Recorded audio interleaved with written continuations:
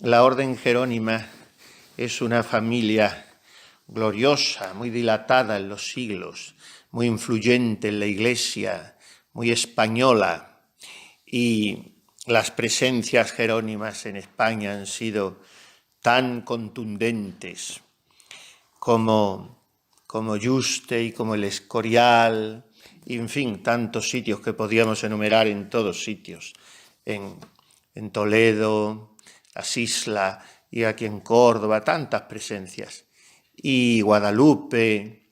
Bueno, pues ahora ha quedado reducidísima a un resto de Israel, reducida. Pero como en las cosas de Dios lo que cuenta no es la grandeza externa ni la cantidad numérica, sino la santidad, pues ahí hay que emplearse a fondo. Hay que ver el cenáculo bíblico que formó Jerónimo, aquel dálmata de fuego, en aquella Roma tan clásica todavía, tan cortesana. Fue un cenáculo en el que había de todo, pero en el que el protagonismo se lo llevó el elemento femenino. ¿Y qué elemento? ¿Qué mujeres? Porque solo aquella Marcela, que era un poco la líder y que fue el capitán Araña, porque los mandó y ella se quedó en tierra, pero es que ella tenía que quedarse en Roma para seguir allí su labor. Y los demás marcharon a Tierra Santa.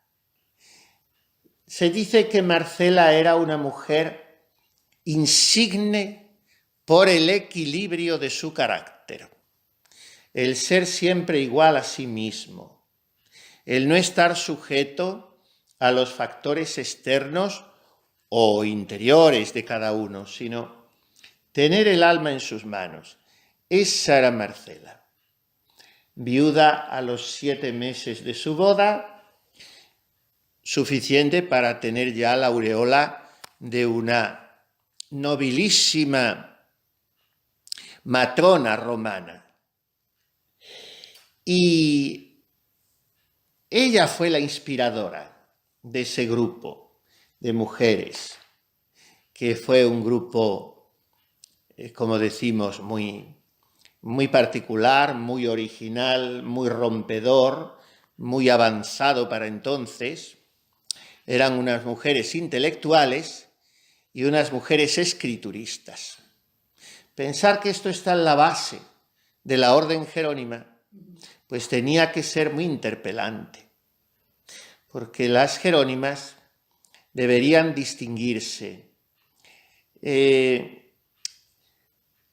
con los avatares de la historia, sobre todo en la Edad Media, y ya quizá un poco más todavía después del Concilio de Trento, que puso la misma clausura y las mismas normas para todas las monjas, pues las órdenes se igualaron muchísimo, de manera que casi quedaron muy desdibujados por culpa de ellas mismas sus carismas.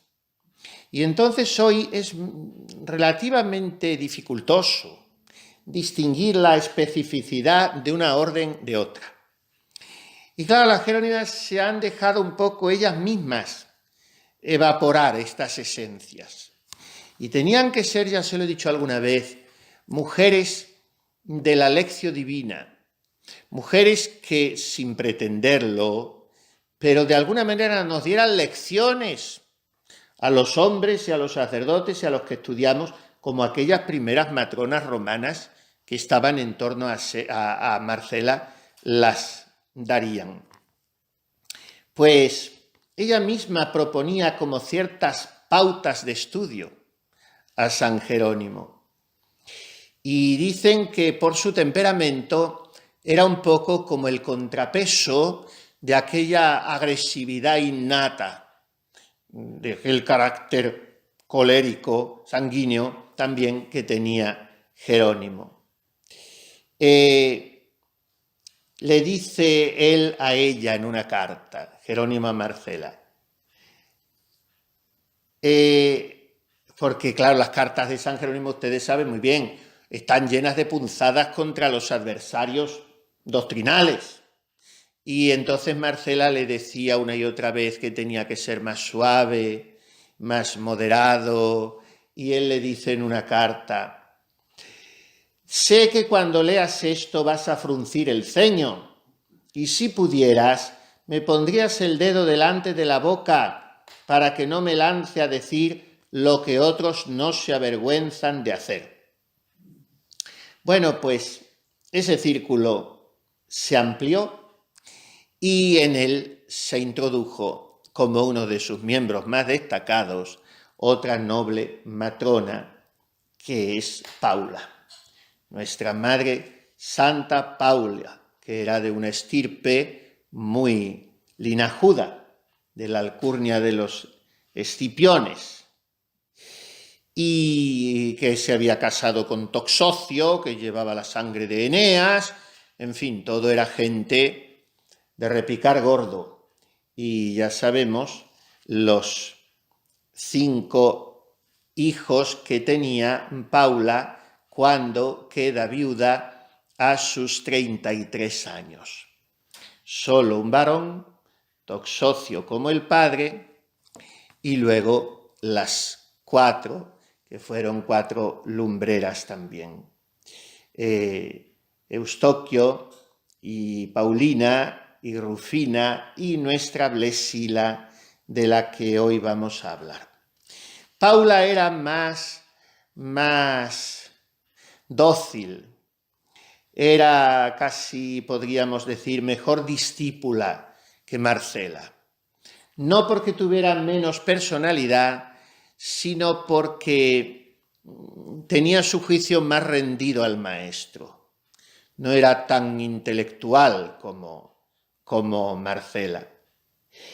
Lo cierto es que ninguna de las discípulas de Jerónimo, incluida Marcela, captó tan bien y encarnó tan al cabal el nervio de la espiritualidad y de la personalidad eclesial de Jerónimo.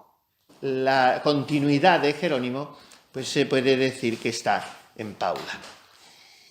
El epitafio de Santa Paula se viene a llamar, Dios se lo pague, a esa carta donde Jerónimo recuerda todos los matices de la personalidad tan rica de esta mujer. Paula era de pocas palabras. Se nos dice que era, lo cual es propio de una persona sabia, y si es mujer, doblemente sabia. Paula era tarda para hablar y pronta para escuchar. Y claro, esto de alguna manera también ella lo proyectaría en sus hijas. Ya conocen ustedes muy bien, mejor que yo, también la personalidad admirable de Eustoquio. Y luego está Blesila. Blesila, 7 meses de casada, también como Marcela, solo 7 meses. Y a los 20 años, viuda. De manera que a los 20 años era también toda una matrona, una señora sumamente respetable, Blesila, de la que hoy celebramos el tránsito, en fin, la muerte, la fiesta. Y bien, pues ellas y muchas más se reúnen en torno a Jerónimo, que tiene un círculo como una escuela de estudio bíblico en el Aventino, que es un monte de Roma, y así durante 3 años. Dice él que a ese círculo de mujeres les declaré con frecuencia los libros divinos lo mejor que pude. La lección trajo consigo la asiduidad, la familiaridad, la confianza. Claro, como cuando te pones a dar una clase de formación, los retiros mensuales, pues una cosa lleva a otra, la asiduidad, la confianza, pues es lo que dice él de aquel círculo que tenía. Estaba a gusto con ellas. Era un hombre carismático que tenía un cauce, había encontrado un cauce para proyectar esa riqueza que le bullía en el pecho y que no tuvo encerrada, no solamente gracias a sus escritos, sino a que aquel grupo de mujeres le obligaba un poco a estar expresando todo lo que él estudiaba, todo lo que él oraba. ¿Qué serían aquellos círculos de escritura de San Jerónimo? ¿Cuánta profundidad? ¿Cuánto interés? Yo no me imagino a aquellas mujeres perdiendo el tiempo en curiosidades profanas de Roma. Pensemos lo que era entonces la ciudad de Roma. Bueno, pues ellas eran unas locas que preferían irse allí a casa de aquel sacerdote a que les explicara la Sagrada Escritura. Y así un día y otro.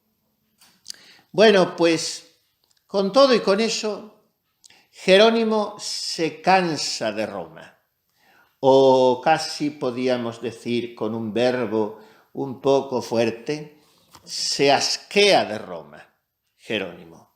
Porque dice, sí, yo aquí soy un hombre reconocido, el Papa San Dámaso me quiere y me valora mucho, me tiene por consejero, pero esta ciudad es una mundanidad espantosa y aquí me distraigo demasiado. Yo quiero un lugar para orar y para de verdad sumergirme en la Sagrada Escritura. Y se lo dice a Marcela en una carta. Y le dice que quiere retirarse cuanto antes como a puerto seguro a lo más escondido del campo. Quédese Roma con sus tumultos, que la arena se encrespe, sigan las locuras de su circo, sus teatros fomenten la lujuria y, por decir también algo de los nuestros, que el senado de las matronas siga siendo diariamente visitado. Y piensa en un lugar que es para siempre el símbolo de Jerónimo, que es Belén. Piensa volver a la pequeñez, a la sencillez, al despojo, a la humildad. Piensa volver al Evangelio, a la palabra de Dios. Y entonces se va donde ha nacido la palabra hecha carne y piensa en Belén. Y resulta que Paula y su hija Eustoquio no dudan de liarse la manta a la cabeza y se van con él a Belén. Dos aventureras a lo divino. Pensemos en los viajes de entonces, en las largas jornadas de barco que había de Roma a Tierra Santa, en los peligros de la mar, en llegar allí sin conocer a nadie, sin saber la lengua, porque ellos hablaban un latín ciceroniano. Jerónimo entendía a la perfección el griego y el hebreo y el arameo. Ellas también parece que sí, bastante, pero no tanto como él, como para manejarse en Tierra Santa. Y allá se van. Y entonces, en Belén, quiere encontrar Jerónimo, quiere abrazarse ya con lo que él llama, y es un elemento propio de los monjes, y debe serlo de las monjas, la stabilitas loci, que significa, en la regla de San Benito también aparece, la estabilidad del lugar. La estabilidad del lugar. No es tanto que yo me aferre a estos muros, a este lugar, a este pueblo, a esta ciudad o a este país, sino el lugar es la comunidad. Esa es la estabilidad de un monje o de una monja. Es el que vive colgado del único, el que ha escogido o se le ha confiado el unum necessarium, la única cosa necesaria. Pero ese unum, el monacus, lo vive en comunidad. O sea, que busca a Dios esa alma y le busca en su comunidad, no separada. Y entonces esa estabilidad del lugar, que es lo que San Jerónimo enseña habiéndose ido a Belén, es muy importante. porque es echar raíces allí donde se está y tener presente que Dios nos pide florecer donde Dios nos ha plantado. Pues bien, se va de Roma Jerónimo, le acompañan Paula y Eustoquio, dejan en la ciudad eterna muchas horas de estudio, de trabajo, de apostolado, muchos recuerdos, dejan amistades muy importantes y dejan personas muy queridas bajo tierra en Roma. Una es Lea, que era otra de aquellas compañeras, y la otra es Blesila.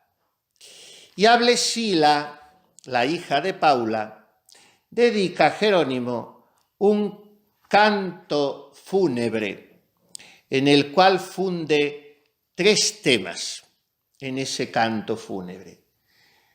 La Biblia engloba con una serie de citas constantes 3 personas que aparecen en esa oración fúnebre, son estas 3 personas, Blesila, Paula y Jerónimo. Y esa oración es la que vamos a meditar un poquito. Es la carta 39 de Jerónimo a Paula sobre la muerte de Blesila. Y digo, es hoy muy propio el día de la fiesta de esta santa, para leerla. Primero, la carta 38 la dirige San Jerónimo a Marcela y en ella trae un elogio de la conversión de Blesila, la hija mayor de Santa Paula. Y le dice que Blesila se había abrasado en una fiebre altísima durante un mes para que aprendiera a desechar los deleites de este cuerpo que a no tardar mucho va a ser arado por los gusanos. También a ella se le acercó el Señor Jesús y la tomó de la mano y ella se ha levantado y le sirve. O sea, había estado muy enferma y había casi curado milagrosamente. Pero había curado de la enfermedad del cuerpo, pero no de la debilidad y digámoslo también, y de la enfermedad del alma, porque era mundana, era frívola, era superficial. Había en ella cierto olor a negligencia, dice San Jerónimo. Redolebat aliquid negligentiae, se redolía de alguna negligencia, más que lo del olor, que es que este traductor es muy original a veces, y menos mal que tiene las 2 columnas, abajo trae el latín, para que uno pueda ir al latín. Bueno, pues se redolía de cierta negligencia y atada con las vendas de las riquezas, yacía en el sepulcro del siglo. Tiene un latín San Jerónimo extraordinario, que cuando se traduce, pues pierde, pero aún así resulta muy elegante todavía. O sea, era una chica que yacía en el sepulcro del siglo. Pues tendría, no sé los años, pero casi una niña, porque si a los 20 ya era viuda, después de 7 meses de matrimonio. Pero Jesús se conmovió y turbado en su espíritu gritó diciendo: Blesila, sal fuera. Ella oyó la llamada, se levantó y saliendo del sepulcro se sienta a la mesa con el Señor. Sabe que debe su vida a aquel en quien ha creído. Qué bonita exclamación que se podría aplicar a cada uno de nosotros. Sit se vitam suam ei debere qui credidit. Sabe que debe su vida a aquel en quien ha creído. Sabe que abraza ahora los pies de aquel por cuyo juicio temblaba poco antes. El cuerpo yacía casi exánime y la cercana muerte sacudía los miembros exhaustos. Bueno, el que sea cristiano que se alegre, termina diciendo, por la resurrección corporal y espiritual de Blesila. Entonces, lo único que necesita es perseverancia, perseverancia. Y se casa, se queda viuda y entonces está libre de la atadura del marido.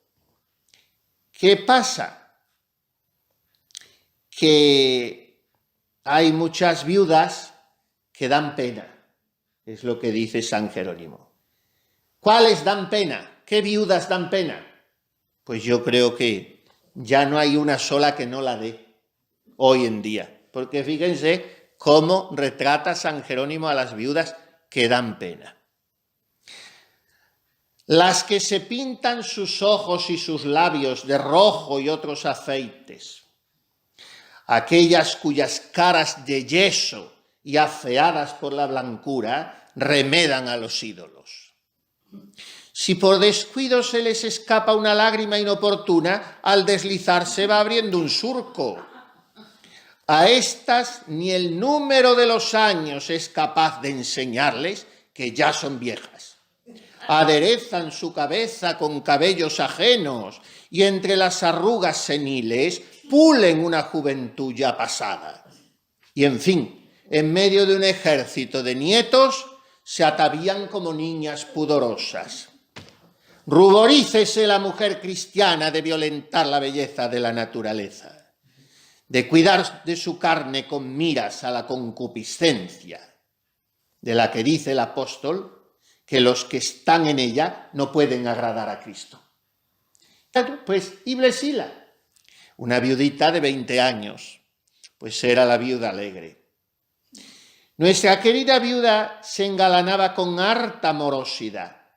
Se pasaba todo el día preguntando al espejo qué le faltaba. Antes, jóvenes esclavas le peinaban los cabellos y sujetaban su inocente cabeza con capacetes ondulados. Ahora descuida la cabeza y sabe que le basta el ir velada. En aquel tiempo la blandura misma de las plumas se le antojaba dura y apenas si podía echarse sobre un montón de colchones.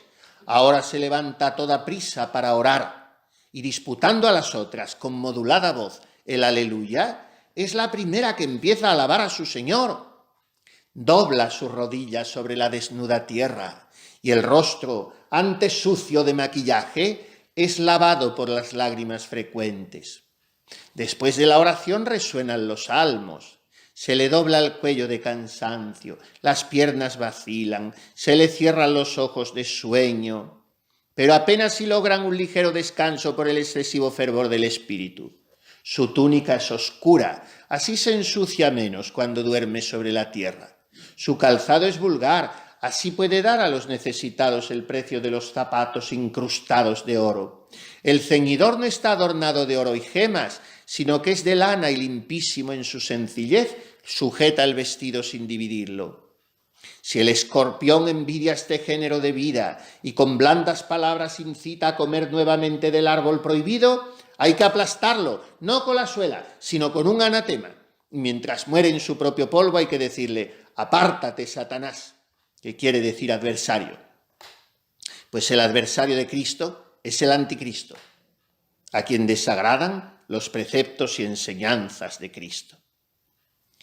Pues esta era la Blesila después de convertirse. Esta era la que daba en todo prueba de que había conocido a Cristo. Ella sabe que debe su vida a aquel en quien ha creído. Y como le debía su vida a él, se la estaba devolviendo poco a poco. Solamente hacía también 4 o 5 meses que Jerónimo había escrito a Marcela esta carta presentando cómo era Blesila, cómo se había convertido, pues se ve en la triste situación de sacar sus mejores recursos oratorios para consolar a una madre venerable y todavía joven relativamente, porque Paula tendría 40 y tantos años, era joven, y tiene que enterrar a su hija. y se dice que todos estamos preparados, venimos al mundo preparados para enterrar a nuestros padres, pero nadie viene preparado para enterrar a sus hijos. Y eso es muy difícil superarlo. Y entonces Paula tiene que enterrar una hija tan valiosa y que se había dado tanto a la santidad como Blesila, de manera que Paula la quería por una doble maternidad, su maternidad biológica y su maternidad espiritual, porque había sido también la formadora, la maestra de novicias, digamos así, de Blesila.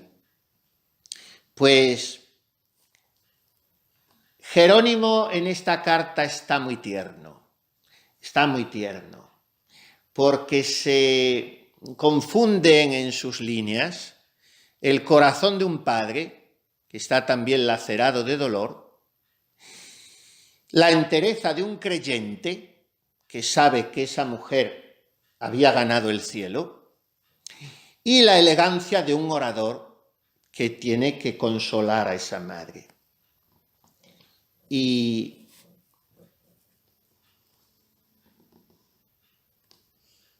dice que sabe que la gente está hablando de él mal, que están murmurando de él, porque sería por su culpa que se ha muerto Blesila. Porque como él las había metido en esa vida de ayuno, de mortificación, entonces aquella chica tan joven, tan apenada por la viudez y todo eso, pues se había muerto. Y se lo critican a Jerónimo. Pero él está muy por encima de todas esas hablillas. En realidad es que en la ciudad de Roma se ha ido cundiendo una leyenda negra contra Jerónimo. Porque Jerónimo es un hombre innovador que ha inventado una manera distinta de ser monje y que encima ha provocado, o por lo menos ha permitido, que se le reúnan en torno a él una serie de mujeres. Todo aquello era muy ofensivo para los inmovilistas de Roma y ahora encuentran un argumento más para embarrar la fama intachable de Jerónimo, que es que Blesila ha muerto por él. Y entonces él le escribe a Paula y empieza con una cita de Jeremías. Jeremías, el de las lamentaciones, el de los trenos, el de las penurias y los llantos. Y dice: ¿quién convirtiera mi cabeza en manantial y mis ojos en fuentes de lágrimas para llorar? Pero no a los heridos del pueblo, como Jeremías, no a Jerusalén, como Jesucristo, sino lo que yo quiero llorar ahora es la inocencia, la castidad. Quiero llorar todas las virtudes en la muerte de una sola persona. Pero no por ella, que está mejor que nosotros, sino por nosotros, que ya no podemos verla y beneficiarnos de esos ejemplos que ella nos daba. Porque, y es que hay que leerlo literalmente porque es incomparable. San Jerónimo tiene frases que son tan cinceladas que un platero cordobés no sacaría un cáliz como saca Jerónimo una frase, porque es que las pule de una manera que, claro, leídas en latín es cuando ganan, porque a veces le pasa como a Agustín, que hace unos juegos de palabras, usa dos palabras que solo cambian en una letra y es un juego de palabras que luego significa otra cosa, pero claro, al verterlo al castellano no salen las cuentas. Eso eran los retores, los especialistas en oratoria. Pues dice: ¿quién podrá recordar con ojos secos a esta joven de 20 años que llevó la bandera de la cruz con fe tan ardiente, que más parecía dolerse de la pérdida de la virginidad que de la muerte de su marido? ¿Quién evocará sin sollozos su fervor en la oración, la pulcritud de su hablar, la tenacidad de su memoria y la agudeza de su ingenio? Al oírla hablar en griego, cualquiera hubiera jurado que no sabía latín. Pero si su lengua pasaba a las sonoridades romanas, no se notaba ningún acento extraño. También venció ella las dificultades de la lengua hebrea. En pocos días, hasta el punto de poder competir con su madre en aprender y cantar los salmos. ¡Qué mujeres! Santa Teresita decía, si yo hubiera sido sacerdote, por eso el Señor me lleva a los 24 años, para que no me dé pena de no serlo, porque como si me hubiera muerto, si fuera hombre, me hubiera muerto a los 24, tampoco hubiera llegado a ser sacerdote, por eso el Señor me lleva a los 24 años, para que no tenga envidia de los sacerdotes. Pero si yo hubiera sido sacerdote, hubiera estudiado muy bien el griego y el hebreo, porque en él están escritas las Sagradas Escrituras, y estas mujeres lo aprendían a fondo. Su modestia en el vestir. Claro, dice que era muy distinguida, pero tenía el paso inseguro, era un poco desgarbada en el andar, porque tenía el paso inseguro por la enfermedad, y su delgado cuello apenas podía sostener su cara pálida y trémula. Y sin embargo, siempre tenía en la mano algún profeta o el Evangelio. Mi rostro se llena de lágrimas. Los sollozos entrecortan mi voz. Y mi corazón emocionado no deja que mi lengua se despegue del paladar. Su santo cuerpo se abrasaba con el fuego de la fiebre y el círculo de los familiares rodeaba el lecho de la agonizante cuando ella pronunció estas palabras. Rogad al Señor Jesús me perdone por no haber podido cumplir lo que quería. Puedes estar segura, Blesila mía, tenemos la confianza de que tú haces verdadero lo que solemos decir, nunca es tarde para convertirse. Esta sentencia quedó consagrada por las palabras de Jesús al buen ladrón. Hoy estarás conmigo en el paraíso. Una vez que dejada la carga de la carne, el alma voló a su Creador y tras larga peregrinación subió a su antigua heredad, se prepararon según costumbre las exequias. Y cuenta que la cubrieron el ataúd con un repostero de oro. Y dice, a mí se me antojaba que ella estaría gritando desde el cielo, ese vestido no es mío, no conozco esa vestidura, ese ornato me es ajeno. ¿Pero qué estoy haciendo? ¿Voy a prohibir a la madre que llore y yo mismo estoy llorando? Confieso mi emoción. Toda esta carta está escrita con lágrimas. Jesús lloró a Lázaro porque lo amaba. Mi querida Paula, pongo por testigo a Jesús, a quien ahora sigue Blesila. Pongo por testigo a sus santos ángeles de cuya compañía goza, que yo también estoy sufriendo el mismo dolor que tú padeces, porque soy su padre en el espíritu, su educador en la caridad. Bien, pues dice que es digno de ser llorado lo que nos produce un dolor humano. Nos dolemos de que alguien muera y hace una larga meditación después sobre la muerte y se sigue dirigiendo con muchísimas citas de la Sagrada Escritura, constantes lugares de la Biblia que trae para aderezar lo que está escribiendo y para razonarlo.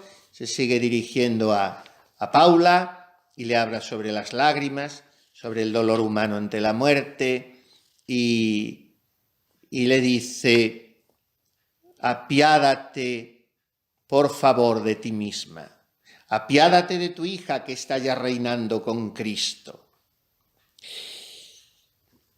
Claro, apiádate no es lo propio, porque dice Jerónimo, parce queso tibi, parce filie già con Cristo regnanti. Le dice, te lo pido, perdónate a ti misma, perdona ya a tu hija que reina con Cristo. Perdona por lo menos a tu Eustoquio, que está en edad tan temprana que apenas ha salido de la tierna infancia y se guía en todo por tu magisterio. Ahora está furioso el diablo y como ve triunfante ya a una de tus hijas, doliéndose de haber sido pisoteado, busca en la que queda la victoria que no logró en la que va por delante. La excesiva piedad para con los propios es impiedad para con Dios. O sea, le dice, preocúpate de Eustoquio, que el demonio está furioso porque le ha vencido Blesila y ya está en el cielo reinando. Ahora va a ponerle muchas tentaciones a Eustoquio.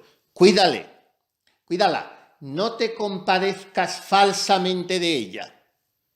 Exígele. Esto es la verdadera caridad. Y esto es lo que le está diciendo Jerónimo a Paula. Y que la excesiva piedad para con los propios es impiedad para con Dios. ¿Tú te quejas de que una de tus hijas esté ya coronada? Te voy a contar una cosa que no me puedo aguantar, le viene a decir. No me puedo resistir. Mira, cuando en medio del cortejo del sepelio te llevaban a casa medio desmayada por el dolor de tu hija, el pueblo murmuraba entre sí. ¿No es lo que habíamos dicho tantas veces? Se lamenta de la hija que la han matado a fuerza de ayunos y de no haber logrado nietos suyos de un segundo matrimonio, porque no le había dado tiempo a casarse, Blesila. Qué maliciosa es la gente, y Jerónimo lo sabe. ¿Cuándo va a ser expulsada de la ciudad esta ralea detestable de los monjes? ¿Cuándo se los va a lapidar? ¿Cuándo se los va a precipitar de una vez en el mar? Han seducido a una pobre matrona, la cual bien se ve hasta qué punto aborrecía el monjío, pues jamás madre gentil ha llorado a sus hijos como ella. Y le dice, piensa qué tristeza no tendría Cristo al oír estos comentarios y cómo exultaría Satanás, el cual tiene ahora prisa por arrebatar tu alma. Y al inspirarte la excusa de un dolor piadoso, trayéndote continuamente ante los ojos la imagen de tu hija, desea matar a la madre de la vencedora y a la vez atacar la soledad de la hermana que ha quedado sola. O sea, tenéis una santa, pero el pueblo da la vuelta a todo, la gente da la vuelta a todo. ¿Va a decir que vosotras os habéis vuelto locas? ¿Habéis empezado a seguir un camino de perfección que no os corresponde? ¿A hacer cosas raras? Y por lo tanto, tú te puedes volver a la manera de vivir de la gente del mundo y tu hija Eustoquio perderse. Así es que ten cuidado. Esto es lo que le está diciendo. Qué valiente y qué firme. Primero la consuela, primero le dice que tiene el corazón roto, que llora con ella. Y después qué tierno, ¿no? Pero qué firme también. Si hablo así, no es para amedrentarte. El Señor me es testigo que te reconvengo con estas palabras como si me hallara ya ante su tribunal. Hay que detestar esas lágrimas llenas de sacrilegio. Qué fuerte, como se dice ahora, ¿eh? Lágrimas de sacrilegio, una madre que llora por su hija. Pero cuidado, no llores lo que tienes que reír y aplaudir que ella está en el cielo. Lágrimas llenísimas de incredulidad, que son desmesuradas y te llevan a las puertas de la muerte. Das alaridos y no paras de gritar, y abrasada por no se sabe qué teas, en cuanto de ti depende, te estás suicidando. Pero Jesús se te acerca clemente en este trance y te dice, ¿por qué lloras? La niña no está muerta, está dormida. Deja que se rían los circunstantes, su incredulidad es propia de judíos. Más aún, si intentas arrojarte al suelo junto al sepulcro de tu hija, te increparán los ángeles. ¿A qué buscas entre los muertos a la que está viva? ¿Te imaginas las cruces que tendrá que soportar Blesila y los tormentos que sufrirá al ver que Cristo está enojado contigo, estará gritándote: Madre, si alguna vez me has querido, si me crié a tus pechos, si fui instruida por tus amonestaciones, no tengas celos de mi gloria. No hagas nada que pueda separarnos eternamente. ¿Crees que estoy sola? En tu lugar tengo a María, la madre de mi Señor. Aquí veo a muchas, a quienes antes desconocía. ¡Cuánto mejor es esta compañía! Tengo conmigo a Ana, la que en otro tiempo profetizó según el Evangelio. Y para que tu alegría sea mayor, yo he logrado en 3 meses lo que ella consiguió después de muchos años de trabajo. Hemos recibido la misma palma de castidad. ¿Tienes lástima de mí porque he dejado el mundo? A mí, en cambio, me da lástima de vuestra suerte, pues estáis aún encerradas en la cárcel del siglo y teniendo que luchar diariamente, unas veces os acomete la ira, otras la avaricia, otras la sensualidad, en fin, todos los vicios os empujan a la perdición. Si realmente quieres ser mi madre, procura agradar a Cristo. Yo no reconozco por madre a la que desagrada a mi Señor. Estas y muchas otras cosas que callo, está ella diciendo a la vez que ruega a Dios por ti. Y tal como la conozco, también para mí impetra el perdón de mis pecados, en reconocimiento de mis avisos y exhortaciones, y por haber yo asumido la malquerencia de sus parientes a cambio de que ella se salvara. ¡Qué maravilla de padre! Dice, si tú la lloras con desesperanza, ella estará desagradada de ti.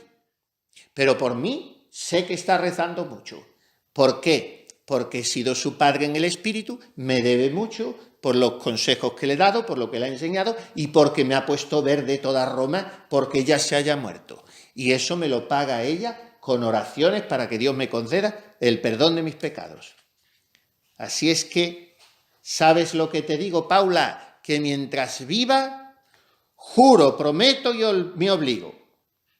A ella, a Blesila, cantará mi lengua.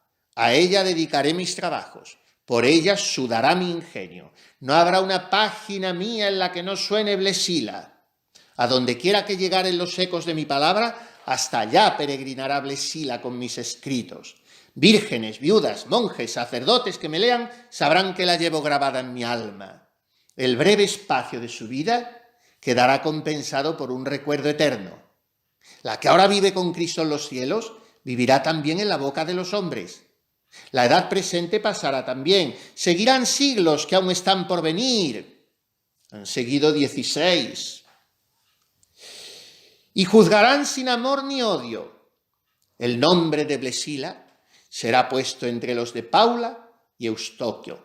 Jamás ha de morir en mis libros. Si no es la carta más bonita de Jerónimo, porque eso es muy difícil elegirlo, pero es una de las más bellas. Y al leer esto yo pensaba, cada vez que yo leo la Biblia, que la leo muchas veces en latín, la Vulgata de San Jerónimo, ahí está Blesila, porque él lo ha prometido. Juro, prometo, te aseguro que a donde lleguen mis escritos pasarán los siglos, pero Blesila estará ahí presente. Y yo digo, ¿cómo sería esa muchacha para que en un hombre de fuego, como era este sacerdote dálmata, Jerónimo, provocase esa impresión espiritual tan imborrable y haga así un juramento tan solemne de que siempre la tendrá presente? ¿Cómo sería la conversión de esa alma? ¿Cómo sería su generosidad con el Señor? ¿Cómo serían sus virtudes? ¿Cómo pisoteó el mundo que aventajaba a su madre y a su hermana? Porque si no, no les diría lo que les avisa San Jerónimo: no os vayáis a perder, señal de que no las veía todavía tan hechas. Pero Blesila, qué alma tan grande. Y nosotros le decimos, pues espéranos y guárdanos un sitio, Blesila. No sé si será como el tuyo porque tú lo has merecido muy alto, pero que sea un sitio en la gloria contigo, para que allí a ese Jesús que tú le decías, sé a quien debo servir, nosotros también le alabemos para siempre por los siglos de los siglos. Amén.